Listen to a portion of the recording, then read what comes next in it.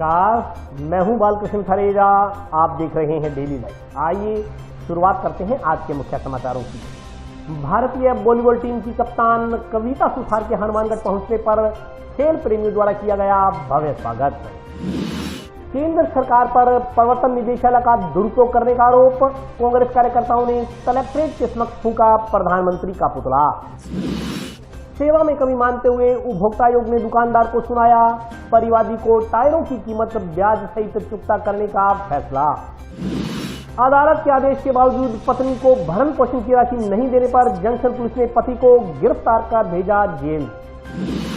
बिश्नोई समाज ने कलेक्टर के माध्यम से राष्ट्रपति को ज्ञापन भेज गांव मांडेरी नाड़ी में खेजड़ी के पेड़ काटने वाली सोलर कंपनी के खिलाफ की कार्रवाई की मांग।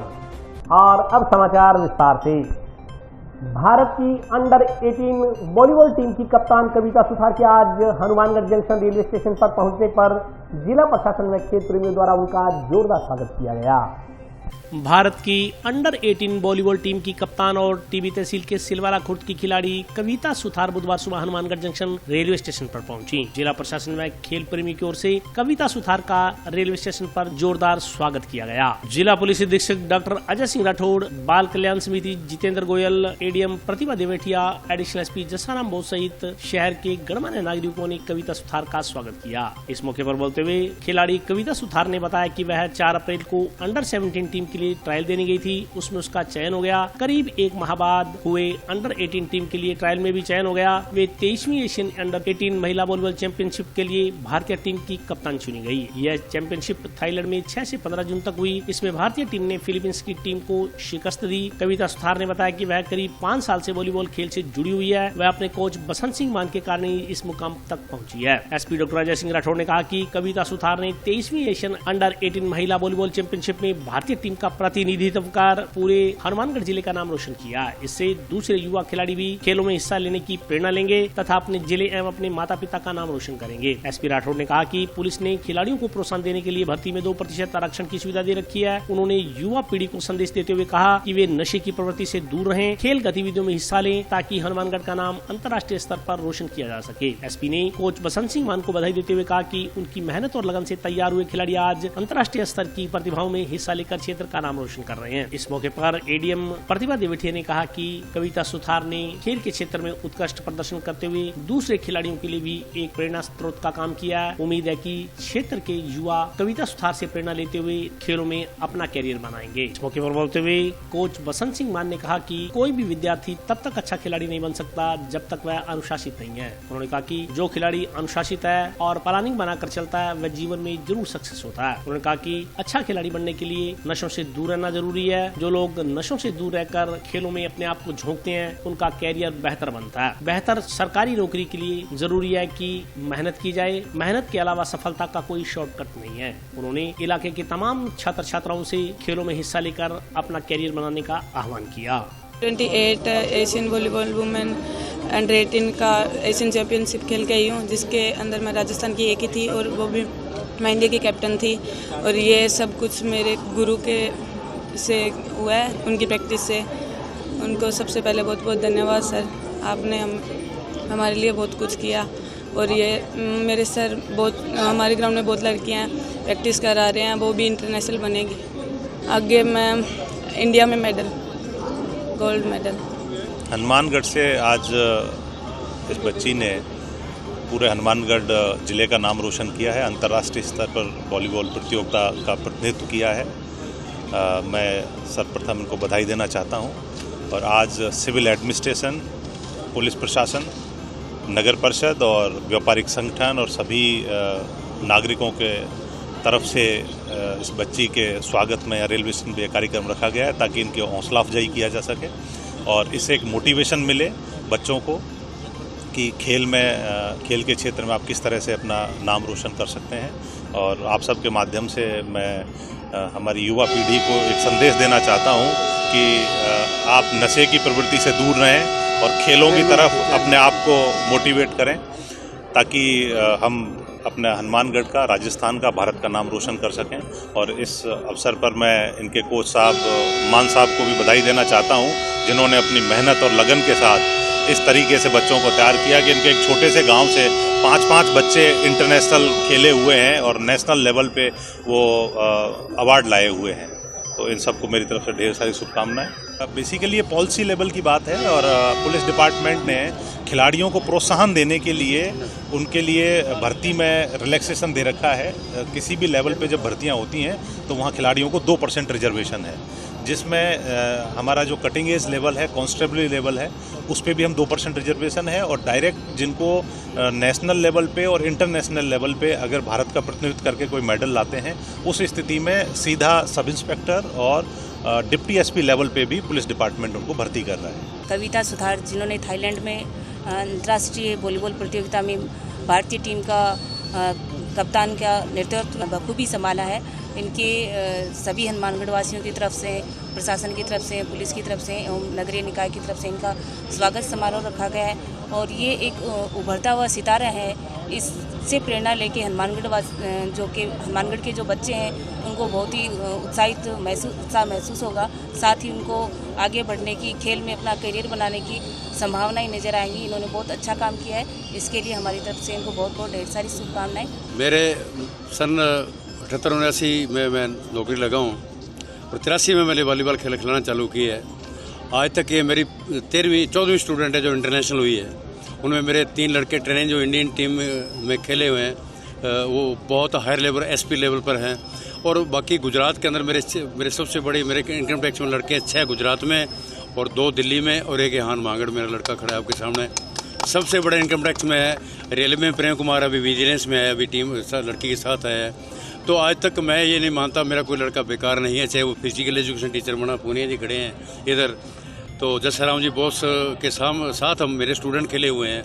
तो मेरा एक ही कहना है ये नवी पीढ़ी से कि देखो, आपका जब तक टीपीडब्ल्यू का मतलब टारगेट प्रोजेक्ट यानी कि वर्क, जब तक आपके पास नहीं हो प्लानिंग, तब तक आप कुछ नहीं कर सकते। चाहे आईपीएस बनना है, चाहे आरएस बनना है, चाहे आरटीएस बनना है, कुछ भी बनना है। तो मेरा एक टारगेट रहता है, मेरी ट्रेनिंग का शेड्यूल ऐसा रहता है कि भी मेरे ग्राउंड का बच्चा चलो इंडिया नहीं खेले कोई बात नहीं है, लेकिन अपनी रोजी रोटी जरूर कमा ले और समाज के सामने ये एग्जाम्पल पेश ना करे। मैंने कोशिश की है, मैं आज यहाँ एसपी सामने, मैडम के सामने ये बात मतलब जोर दे के कहना चाह रहा हूँ कि हमारे समाज में सबसे गंदी परंपरा है कि जो खिलाड़ी है तू खेल, तू यार खराब हो जाए तो पढ़ ले। मैं आपको बताना चाह रहा हूँ, मैं यहाँ लड़कियाँ खड़ी है, मेरा खुद का लड़का है, बायोलॉजी का स्टूडेंट था, अब वो 90% नंबर हैं बायोलॉजी में, बीएससी में, और लड़कियाँ मेरी 85 से कोई कम नहीं है आज तक। कौन कहता है कि भी लड़के बेकार होते हैं? तो मेरे लिए सबसे बड़ा दुखदायी स्थिति जब होती है कोई लड़का जब अनडिसिप्लिन करता है, चाहे वो घर में करे, चाहे वो स्कूल में करे, चाहे वो नशा करे, चाहे बीड़ी पिए, के समाज के लिए एग्जाम्पल होना चाहिए, उस क्लास का वो एग्जाम्पल होना चाहिए बस। केंद्र सरकार पर प्रवर्तन निदेशालय का दुरुपयोग करने का आरोप लगाते हुए कांग्रेस कार्यकर्ताओं ने आज जंक्शन में कलेक्ट्रेट के सामने प्रधानमंत्री का पुतला फूंका। आरोप लगाने बंद करो, बंद करो, बंद करो। ईडी का झूठा दबाव बनाना बंद करो, बंद करो, बंद करो। मोदी तेरी गुंडागर्दी नहीं चलेगी, नहीं चलेगी।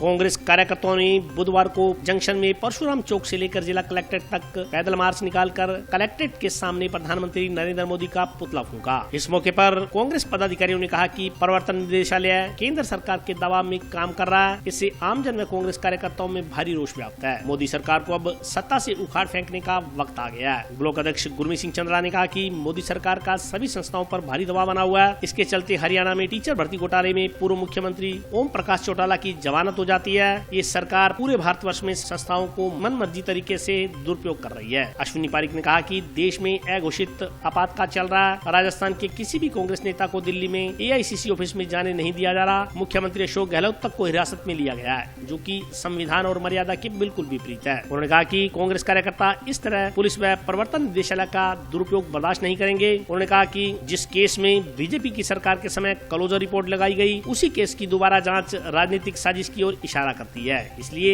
इसी के विरोध में कांग्रेस कार्यकर्ता जिला कलेक्ट्रेट पर प्रधानमंत्री का पुतला फूंक रहे हैं। इस मौके पर पीसीसी सदस्य भूपेंद्र चौधरी, जिला प्रमुख कविता मेघवाल, गुरमीत सिंह चंद्रा, सुधीर गोदारा, बलराज सतीपुरा, अश्विनी पारिक, विजय जंगू, मनोज बरसीवाल, राम निवास किरोड़ीवाल, रमजान भाटी, निरंजन नायक, मुश्ताक जोया सहित अन्य कांग्रेस कार्यकर्ता उपस्थित रहे।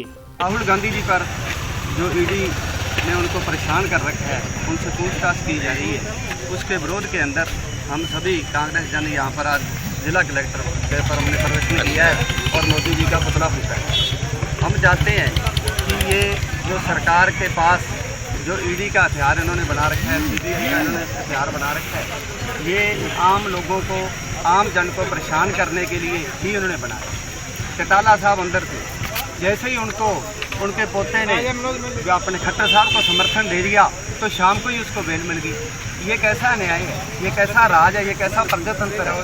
तो हम ये मांग करते हैं और हम ये बीजेपी वालों को आगाह करना चाहते हैं कि आपकी जो गुंडागर्दी है ये कभी भी जो हमारे भारतवासी हैं वो सहन नहीं करेंगे और इसका जवाब पत्थर से देंगे। और हम यही चाहते हैं कि ये जो नकली छापे चल रही है, जो लोगों को बिना वजह परेशान किया जा रहा है, उसको रोका है। जो संवैधानिक संस्थाओं को दबाया जा रहा है और उन्हें अपने दबाव से जो ये सरकार, मोदी सरकार काम कर रही है और हमारे मुख्यमंत्री अशोक गहलोत जी, प्रदेश अध्यक्ष गोविंद सिंह जी डोटासरा जी को, इनको सबको हिरासत में लिया इन्होंने और जो AICC से ना किसी को निकलने दे रहे हैं, ना किसी को अंदर जाने दे रहे हैं। तो इस तरीके से ईडी 20-20 घंटे पूछताछ कर रही है माननीय पूर्व अध्यक्ष राहुल गांधी जी से, तो ये कभी बर्दाश्त नहीं किया जाएगा। अगर कोई कार्यक्रम है तो वो न्याय के द्वारा होना चाहिए, लेकिन इस तरीके से अन्यायपूर्वक और द्वेषपूर्ण कार्रवाई हम कभी बर्दाश्त नहीं करेंगे। सेवा में कमी मानते हुए उपभोक्ता आयोग ने एक टायर विक्रेता दुकानदार को परिवादी को 2 टायरों की कीमत ब्याज सहित चुकता करने का फैसला सुनाया।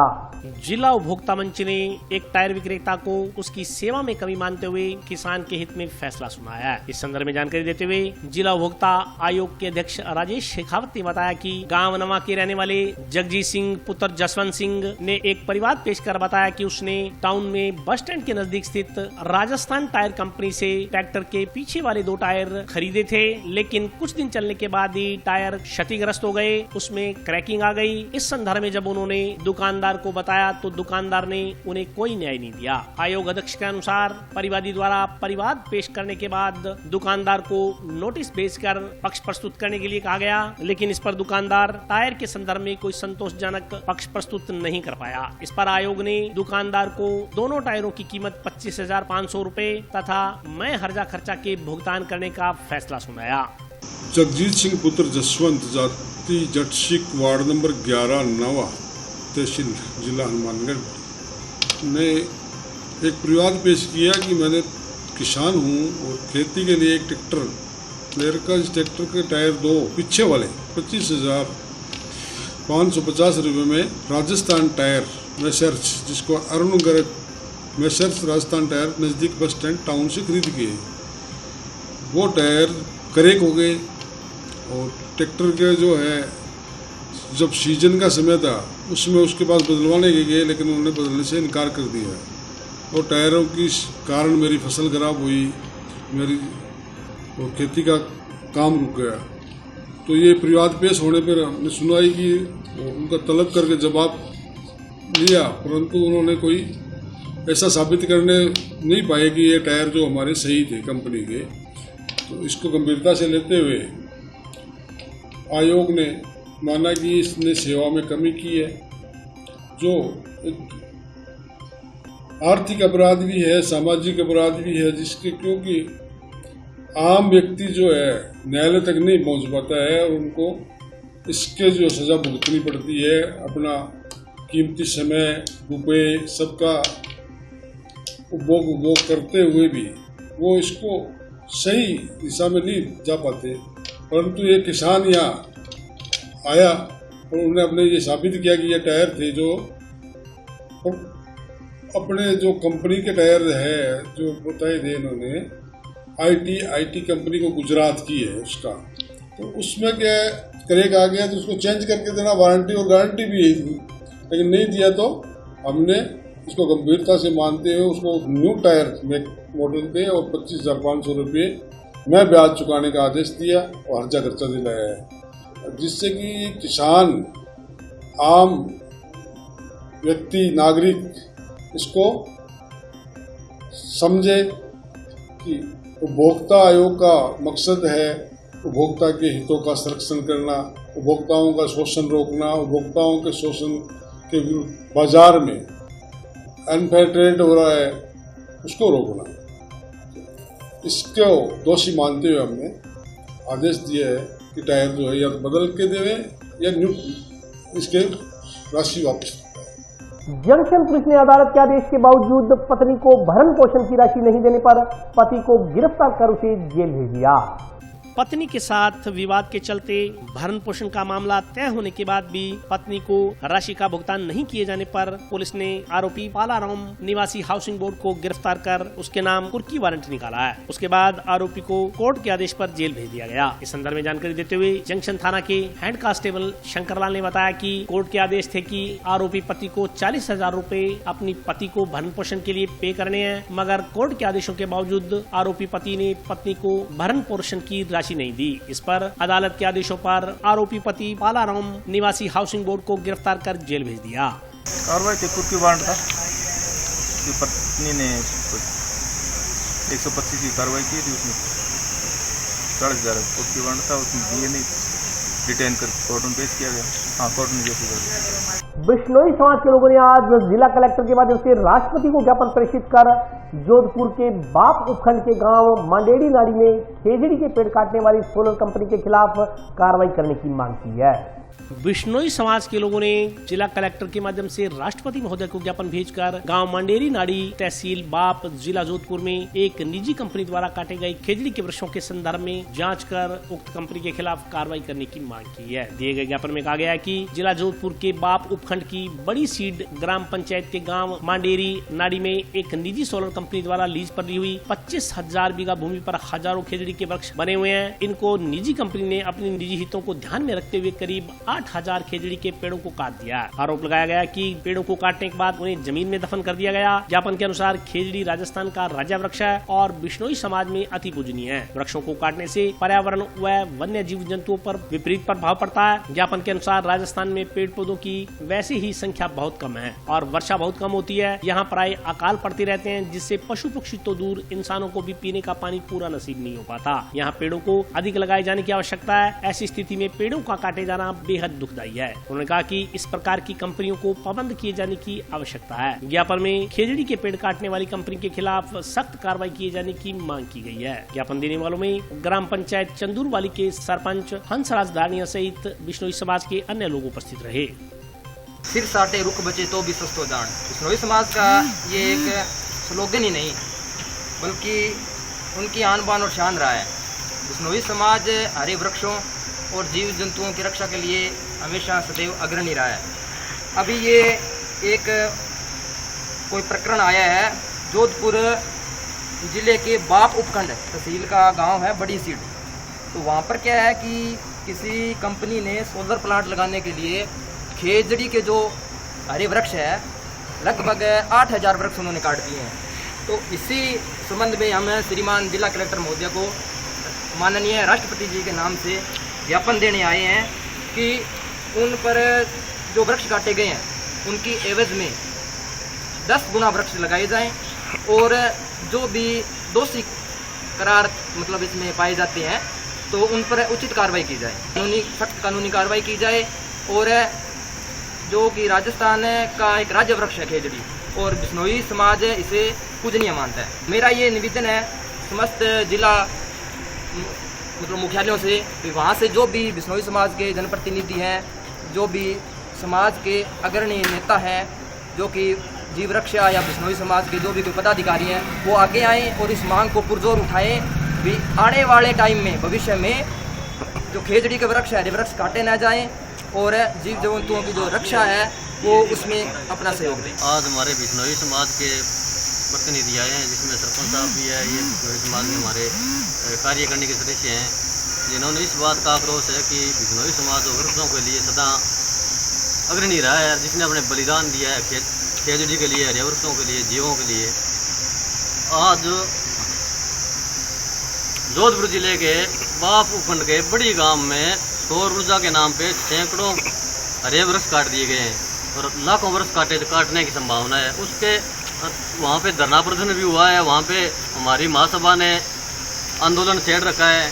हम आज हनुमानगढ़ जिले में श्रीमान जिला कलेक्टर के को हमने ज्ञापन दिया है राष्ट्रपति महोदय के नाम जिसमें कि ये वृक्ष जो काटे जा रहे हैं इनकी अवैध कटाई रोकी जाए और काटने वालों को दंडित किया जाए और 1 वर्ष की अवैध में 10 वर्ष हरे नए लगाए जाएं।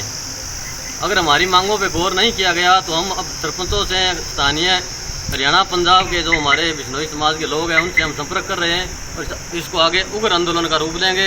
यहाँ धरना करेंगे, प्रदर्शन करेंगे और 1 भी वृक्ष नहीं काटने देंगे। और अभी वक्तव्य ब्रेक का हाजिर होता हूँ छोटे से ब्रेक।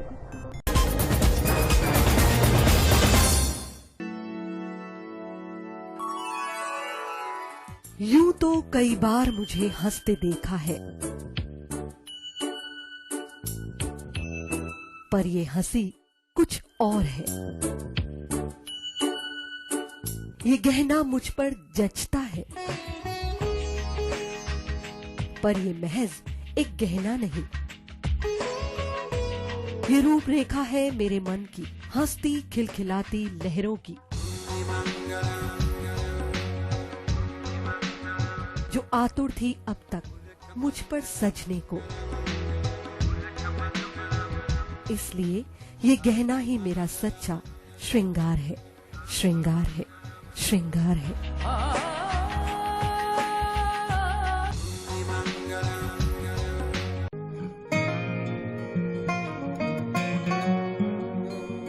बेटा सतीश, देख बेटा, बिजली का बिल आया है, कोई छूट भी मिली है क्या? बजट में तो मुख्यमंत्री जी छूट देने के लिए बोल रहे थे। अरे हाँ माँ, इसमें तो 750 रुपए कम करके आए हैं। अरे वाह, धन्यवाद मुख्यमंत्री जी। सिर्फ आपको ही नहीं, प्रदेश में ये छूट किसी न किसी रूप में सभी को मिल रही है। 100 यूनिट तक बिजली उपभोग करने वाले उपभोक्ताओं को 50 यूनिट भुगतान तक की छूट, 150 यूनिट तक वाले उपभोक्ताओं को 3 रुपए प्रति यूनिट और 150 से 300 यूनिट तक उपभोग करने वाले उपभोक्ताओं को 2 रुपए प्रति यूनिट की छूट दी जा रही है। याद रहे, बिजली की बचत ही बिजली का उत्पादन है। ब्रेक के बाद स्वागत है। आइए नजर डालते हैं अगले समाचारों का। जंक्शन में चूना फाटक के नजदीक स्थित एक होटल पर खाना खाने आए 3 युवकों ने खाने के पैसे मांगने पर होटल संचालक पर हमला कर उसे घायल कर दिया। जंक्शन में चूना फाटक के नजदीक स्थित यारादा टशन नामक होटल पर कुछ लोगों ने खाना पीना करने के बाद पैसे मांगने पर उत्पात मचा दिया और होटल मालिक की पिटाई कर दी। इस संदर्भ में जानकारी देते हुए होटल संचालकों ने बताया कि 3 लोग बाइक पर सवार होकर होटल पर आए। इस दौरान उन्होंने खाना पीना कर लिया और इसके बाद उनसे पैसे मांगे गए तो उन्होंने धमकाने वाले अंदाज में कहा कि उन्होंने आज तक किसी को बिल पे किया ही नहीं है। इतना ही नहीं, नशे में धुत हुए लोग मारपीट पर उतारू हो गए और होटल संचालक के सिर में ईंट दे मारी। इस पर होटल संचालक लहूलुहान हो गया। इसी बीच पुलिस को सूचना दी गई। पुलिस के मौके पर पहुंचने से पहले ही उक्त 3 व्यक्ति मौके से फरार हो गए। होटल संचालकों के अनुसार उन्होंने मामला दर्ज करवा दिया। पुलिस आरोपियों की तलाश कर रही है। होटल का नाम यारादा टशन है, चूना फाटक में। तो खा पी के होटल पर आए, खा पी के आए, हमने बिल दे के कभी देखा नहीं, लूट मार करके हमारे से और सिर फाड़ गया बाइक का। एक तो ये पास में चूना फाटक में नहीं बता रहे, 2 सतीपुरे के लड़के हैं, एक बाइक को लोग पकड़ी गई अभी। वो तो हमने कभी बिल दे के देखा नहीं होटल पर, बिल कभी दे के देखा नहीं, दे के देखा ही नहीं बिल क्या होता है। बिल क्या होता है? फिर हमने हमारे हाथा पीछी करने लगे, सिर के ऊपर ईंट मारी, खून को ज्यादा ही निकलेगा। हॉस्पिटल पहुंचाया सर, अभी कार्रवाई करेगी पुलिस, मौका देखेगी है। जंक्शन में नवा बाईपास के नजदीक मिट्टी से भरे डंपर में बोलेरो गाड़ी की टक्कर हो जाने से 2 लोग घायल हो गए। घायलों को टाउन स्थित राजकीय चिकित्सालय में भर्ती करवाया गया है। जंक्शन में सतीपुरा नवा बाईपास पर एक मिट्टी से भरे हुए खड़े डंपर में बोलेरो गाड़ी भिड़ जाने से 2 लोग घायल हो गए। घायलों को टाउन स्थित राजकीय जिला चिकित्सालय में भर्ती करवाया गया। मिली जानकारी के अनुसार जंक्शन में नवा बाईपास पर पिछले 3 दिनों से मिट्टी से भरा डंपर खराब होने के कारण खड़ा था। इसी दौरान वहां से गुजर रही बोलेरो गाड़ी के चालक को अंधेरा होने की वजह से सामने खड़ा डंपर ठीक से दिखाई नहीं दिया। इस कारण बोलेरो गाड़ी डंपर में जा भिड़ी, जिससे बोलेरो गाड़ी में आगे बैठे दोनों व्यक्ति घायल हो गए। वहां से गुजर रहे राहगीरों ने मशक्कत कर दोनों को बोलेरो गाड़ी से बाहर निकाला और टाउन स्थित राजकीय जिला चिकित्सालय में भर्ती करवाया है। इस मौके पर उपस्थित राहगीरों ने आक्रोश व्यक्त करते हुए कहा कि परिवहन विभाग अपनी ड्यूटी के प्रति पूरी तरह लापरवाह है, क्योंकि कोई वाहन यदि 3 दिन से एक ही स्थान पर खड़ा है और लावारिस अवस्था में खड़ा है तो उसके बारे में पता लगाकर इसकी सूचना पुलिस को दी जानी चाहिए थी, जो कि परिवहन विभाग की ड्यूटी बनती है। मगर परिवहन विभाग के अधिकारी कर्मचारी ड्यूटी से लापरवाह नजर आ रहे हैं। ये ऐसा सर, एक डंपर खड़ा है रोड पे, 3-4 दिनों से करीब मिट्टी का भरा हुआ डंपर, खराब डंपर खड़ा है। ये गाड़ी हनुमानगढ़ से आ रही थी और सामने लाइटिंग आने की वजह से ये डंपर दिखाई नहीं दिया गाड़ी वाले को। गाड़ी डंपर में क्षतिग्रस्त हो गए और हनुमानगढ़ की तरफ हो गई। इसमें 4 आदमी थे, 2 कुशल रहे, 2 आगे वाले आदमी के एक के चोट आई थी। दूसरा आदमी जो अंदर गाड़ी में फंस गया था उसको 1-1.5 घंटे की मशक्कत से निकाल के हॉस्पिटल एम्बुलेंस से भेजा गया। मैं आपके माध्यम से आरटीओ को सूचना देना चाहूँगा। आरटीओ विभाग वाले जो रेवेन्यू विभाग वाले हैं अपनी मंथली इस चीज़ों में, देखो मैं कोई गलत नहीं बोल रहा हूँ, इस चीज़ों में मशक्कत रखते हैं 24 घंटे। क्योंकि 3 दिन से डंपर खड़ा है, अगर इसको हटवा देते थे दुर्घटना होगी। आज बढ़िया हुआ कि वो दोनों बंदे बच गए। जिला प्रशासन के आदेशों की अनुपालना में जंक्शन स्थित सैन समाज की धर्मशाला में कैमरे लगवाए गए हैं। समिति पदाधिकारियों के अनुसार शीघ्र ही अग्निशमन यंत्र भी स्थापित करवा दिए जाएंगे। जंक्शन स्थित सैन धर्मशाला में सैन समाज समिति की जिला कार्यकारिणी की एक बैठक आयोजित की गई। बैठक के संदर्भ में जानकारी देते हुए सैन समाज के अध्यक्ष गजेंद्र गहलोत ने बताया कि पिछले दिनों जिला प्रशासन की ओर से निर्देश प्राप्त हुए थे कि धर्मशाला में अग्निशमन यंत्र तथा कैमरे लगाने की व्यवस्था की जाए। इस पर उनके निर्देशों की अनुपालना में धर्मशाला में कैमरे लगवा दिए गए हैं और अग्निशमन यंत्र लगाने की दिशा में काम किया जा रहा है। उन्होंने कहा कि समाज समिति की सदस्यों की हुई बैठक में धर्मशाला में सुविधाएं जुटाने पर चर्चा की गई। इसमें हॉल में एसी लगाना तथा अन्य सुविधाएं जुटाने का निर्णय लिया गया। उन्होंने जानकारी दी कि धर्मशाला में प्रवेश करते ही मैनेजर का कमरा, मेन गेट तथा अन्य के निर्माण पर लगभग 10 लाख रुपए की राशि लगेगी। राशि को चंदे के माध्यम से एकत्रित करने का निर्णय लिया गया। आज सैन धर्मशाला में जिला कार्यकारिणी की सदस्यों की मीटिंग हुई। उसमें कलेक्टर साहब के आदेश के अनुसार एक तो सीसीटीवी कैमरे और अग्निशमन यंत्र को लगाने की बात हुई, जिसमें कैमरे तो लगवा लिए गए और अग्निशमन यंत्र भी तुरंत प्रभाव से लगाए जाएंगे। आदेश के अनुसार ये है कि इसमें अगर नहीं लगाओगे तो रजिस्ट्रेशन कैंसिल करने का प्रावधान है। इसलिए कैमरे तो लगवा लिए और अग्निशमन यंत्र 1-2 दिन में लगा लेंगे। दूसरा, मीटिंग में ये प्रस्ताव लिया गया कि जो हॉल है हमारा, इसमें छत वगैरह और एसी वगैरह लगवाने हैं, उसके लिए चंदे के लिए कहाँ क्या कार्रवाई करनी है, कहाँ जाना है, उसके बारे में निर्णय लिया गया। एक मेन गेट है, उस पर एक ऑफिस और एक मैनेजर का कमरा, 2 कमरे और मेन गेट का निर्माण, उस पर कम से कम 10 लाख की लागत आएगी। तो उसको कैसे करना है, उसके चंदे के लिए उसके लिए बात की गई। और एक हमारे पूर्व अध्यक्ष माननीय श्री ओम प्रकाश जी जाखड़ द्वारा उनसे निवेदन किया है, तो वो हमारे को एक अंडरग्राउंड वाटर टैंक बना के देंगे, तो उस पर भी विचार किया। जो हमारे अध्यक्ष जी ने बोली के कमरा और मैनेजर का कमरा, ये हमारे बहुत ही मतलब के जरूरी है और इसके लिए हम दिलो जान से अध्यक्ष जी का सहयोग करेंगे और ये मतलब की उम्मीद है कि हम 6 महीने के अंदर तैयार कर देंगे। तो ये मतलब कि ये मन की इच्छा है हमारे अध्यक्ष की और हमारे सभी समाज के ही लोगों की। ये ओम जी हमारे पास में खड़े, चलो ये इनके भी कई जल्दी काम करा के रहेंगे, तभी हमें मतलब खुशी की लहर और अध्यक्ष का मनोबल तभी बढ़ेगा। और आज के लिए बस इतना ही। कल फिर हाजिर होता हूँ नए समाचारों के साथ। तब तक के लिए नमस्कार।